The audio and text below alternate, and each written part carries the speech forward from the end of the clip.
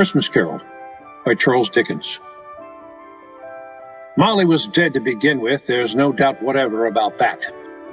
Dead as the penny nails that closed his coffin. Scrooge, his partner in the firm of Marley and Scrooge, was his sole friend and his sole mourner. Old Scrooge was as tight-fisted as a grindstone, a squeezing, scraping, clutching, covetous old sinner. One cold Christmas Eve, Scrooge sat busy in his counting house. The city clocks had only just gone 3, but it was still quite dark already. The door of Scrooge's office was open that he might keep an eye on his clerk, Bob Cratchit, who copied letters in a dismal little cell beyond. Bob Cratchit trembled before the meager fire. Scrooge kept the coal locked up in his office, and Cratchit had to warm his hands with his candle. The outer door sprung open, and a cheerful voice cried, "Merry Christmas, Uncle!" In sprang Fred, Scrooge's nephew, to which Scrooge replied, "Bah, humbug! Why humbug, Uncle? What right have you to be merry? You're poor enough." Well, what right do you have to be morose? You're rich enough. "Bah, humbug! What's Christmas time to you but a time of year for spending money that you haven't? Every idiot who goes about with Merry Christmas on his lips should be boiled with his own pudding and buried with a stake of holly through his heart. Bah, humbug!" Fred did his best to cheer Scrooge, but the old flint would not soften. Fred invited Scrooge to dinner Christmas Day, to which he got the answer, "Bah, humbug!" I'm sorry, Uncle, with all my heart, but I have invited you in the homage to Christmas, and I'll keep Christmas humor to the last. So, a Merry Christmas, Uncle. Fred stopped at Bob Cratchit's desk to wish him greetings for the season, and as he left, 2 other gentlemen entered. At this festive occasion of the year, Mr. Scrooge, we should like to make some slight provision for the poor and the destitute. Are there no prisons? There are plenty of prisons. And the treadmills and the poor laws are in full vigor then? Both very busy, sir. I was afraid something had stopped them in their useful course. I support these establishments. Those who are badly off must go there. Good afternoon, sirs. The men withdrew, defeated by Scrooge's hard heart. When the hour arrived for closing of the haunting counting house, Scrooge approached Bob Cratchit. I suppose you'll want the whole day off tomorrow. If it's quite all right. It is only once a year. Oh, poor excuse for picking a man's pocket every 25th of December. Well, be here all the earlier the next day.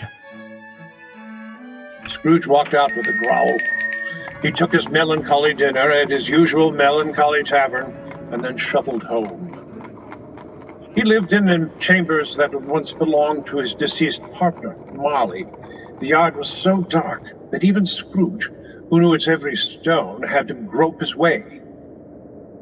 Now, it is a fact that there was nothing special about the brass knocker on the door, so let any man explain why. Then Scrooge put his key in the door and saw not a knocker, but Marley's face. Just as you were in life, with spectacles perched on your ghostly head. Not possible. No, it's just a knocker. No matter, I will to bed. Oh, my rooms are all in order. I'll settle a moment by the fire. Bells? Who's ringing bells? Now they've stopped as suddenly as they started. Well, it won't hurt to double lock the door. But a figure passes through it. It's Marley. But his body's transparent and wrapped all around in chains, and wrought in the steel are cash boxes and padlocks and heavy purses. I won't believe it. But his death-cold eyes pierce me, and a kerchief wraps around his head and chin. I don't trust my senses. A slight disorder of the stomach makes them cheats. There's more of gravy than the grave about you, sir, whatever you are. Stop! Speak comfort to me, Jacob. I have none to give, I wear the chain I forged in life. I made it, link by link. Do you not fear the change you wear, Ebenezer Scrooge? You were always an excellent man of business, Jacob. Business. Mankind was my business. It is required of every man that the spirit within him should go forth among his fellow men. If he do not do it in his lifetime, he is condemned to do so after death. You have one chance to escape my fate. You will be haunted by 3 spirits. I'd really rather not. Expect the first ghost when the bell tolls 1. Expect to see me no more. Humbugger. I will to bed. But how can that be? The bell tolls 1. I am the ghost of Christmas past. Rise and walk with me. Bear but a touch of my hand on your heart. There. And we will visit a Christmas of your childhood. Do you see that lonely boy in the corner of the schoolroom, abandoned by all his friends? Do you remember the pain of your hours alone? And see how surprised the boy is by his visitor. Ebenezer! Why, it's Fan. Little Fan. Your sister, come to take you home. See how she throws her arms about your neck and calls you her dear, dear brother. Always a delicate creature, whom a breath might have withered, yet she had a large heart.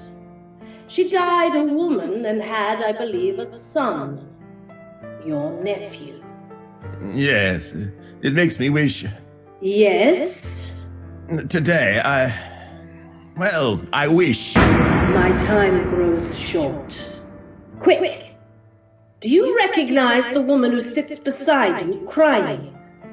You were to marry, were you not? Listen. Another idol has replaced me, Ebenezer. I release you from your contract with me. I never asked to be released. If you were free today, would you have chosen a dowerless orphan girl? No. You fear the world too much. May you be happy in the life that you've chosen. See how she leaves, and you make no attempt to stop her. Spirit, show me no more. Why do you delight to torture me? Scrooge found himself back in his bed, but no sooner had he closed his eyes, but he heard the bell strike again. He sat up in bed and beheld a ghostly light emanating from the next room. Come in. Come in and know me better, man. I am the ghost of Christmas present. Look upon me. Spirit, conduct me where you will. I went out last night on compunction, but if you have aught to teach me, let me profit by it. Touch my robe. Now, here before you is the dwelling of the clerk, Bob Cratchit. Let us enter. There is his wife, dressed but poorly in a twice-turned gown, but brave in ribbons that are cheap and make a goodly show. Watch her guide the many young Cratchit children in the dinner preparations. And here comes the youngest, Tiny Tim perched on his loving father's shoulder. He holds his little crutch, his legs supported by an iron frame. See how the other young Cratchits bear Tiny Tim off to the washhouse. Mrs. Cratchit asks of her husband, "And how did little Tim behave?" As good as gold.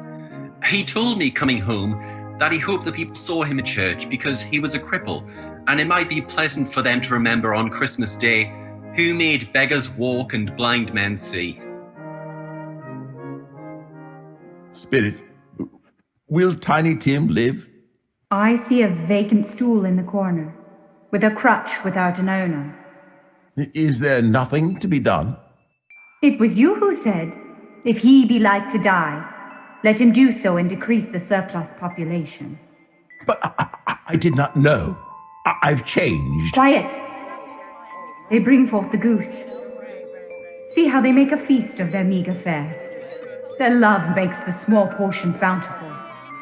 Hear them raise their voices, thankful for each other. And before the spirit whisked them from the house, Scrooge heard Tiny Tim say, "God bless us, everyone." Spirit, you seem older. Your hair's gone grey. My life upon this globe is very brief. It ends tonight. Forgive me, but do I see a claw beneath your robes? From the foldings of her robe, the spirit brought forth a sickly boy and girl, wretched and unchecked. The boy is ignorance, and the girl is want. Beware of both. Have they no refuge, no resources? Are there no prisons? Are there no workhouses? Scrooge looked about him for the ghost, but he saw naught. Instead, like a mist, he saw a solemn phantom draped and hooded. Ghost of the future. I fear you more than any other spectre I have seen. I hope to be another man from what I was. Lead on. Lead on. The night is waning fast, and it is precious time to me. Where are you taking me? Do you not speak? What is that at which you point? A bed? A bare, uncurtained bed? A ragged sheet covers what must be the body of a man unwatched, unwept, and uncared for. This is a fearful place. You point as though I should uncover the sheet, the face of the man. I have not the power. Oh, let us leave this place. Oh, show me some tenderness connected with death, or that dark chamber which we have just now left will haunt me forever. Ah, the house of Bob Cratchit. But why do they all weep? And Bob, what is he saying? It would have done you good to see how green a place it is. I promised Tim that we would walk there on a Sunday. My little child. My little child. Hides his tears in his kerchief. Spirit, what has happened here? And when we recollect how patient and mild he was, although a little child, we shall not quarrel among ourselves and forget poor Tiny Tim in doing it. Spirit, tell me, are these the shadows of things that will be, or the shadows of things that may be? You point onward. A churchyard. The graves overrun with grass and weeds. You point at that one neglected stone. Will this tell me the name of that wretched man beneath the sheets? You say nothing, but point downward at the grave. And it is dark and difficult to read. But there, it reads, Ebenezer Scrooge? Am I the man who lay neglected? No, Spirit, no. Why show me all this if I am past all hope? I have changed, hear me. I am not the man I was. I will honor Christmas with my heart and try to keep it all the year. Oh, tell me that I may sponge away the writing on this stone. Scrooge grasped the spirit's hand in supplication. but the hand shrunk and collapsed into the bedpost. My bed? My bedpost. And all the time before me mine to make amends. I don't know what to do. I'm as light as a feather, as giddy as a schoolboy. I don't know how long I've been among the spirits. I don't know anything. I'm quite a baby. Oh, how the church bells peal. Oh, let us open the window. Delightful window. Oh, heavenly skies. Sweet fresh air. I say, boy. Yes, you, sir. Tell me, what is today, my fine fellow? Today? Why, it's Christmas Day. Christmas Day! Then the spirits have done it all in one night. Well, of course they have. Hello, my fine fellow. Do you know the poulterer in the next street but one? I should hope I do. Oh, intelligent boy. Remarkable boy. Do you know, have they sold the prize turkey? One as big as me. It hangs there now, sir. Delightful boy. What a pleasure to talk to him. Go and buy it. He's so quick. Ah, such a stupendous runner. I will send it to Bob Cratchit. It's twice the size of Tim. Tim. You must make a man of him. I will raise Bob's salary and assist his struggling family. Oh, such joy. Oh, I don't have the patience to dress, but I must. I will dine with my nephew today, if he'll have me. Oh, what wonderful happiness! They will laugh to see the change in me. But let them. So much to do in the world. Scrooge was better than his word. He became as good a friend, as good a man, as good a master as the good old city knew. It was always said of him that he knew well how to keep Christmas. May that truly be said of all of us. And so, as Tiny Tim observed, God bless us, everyone.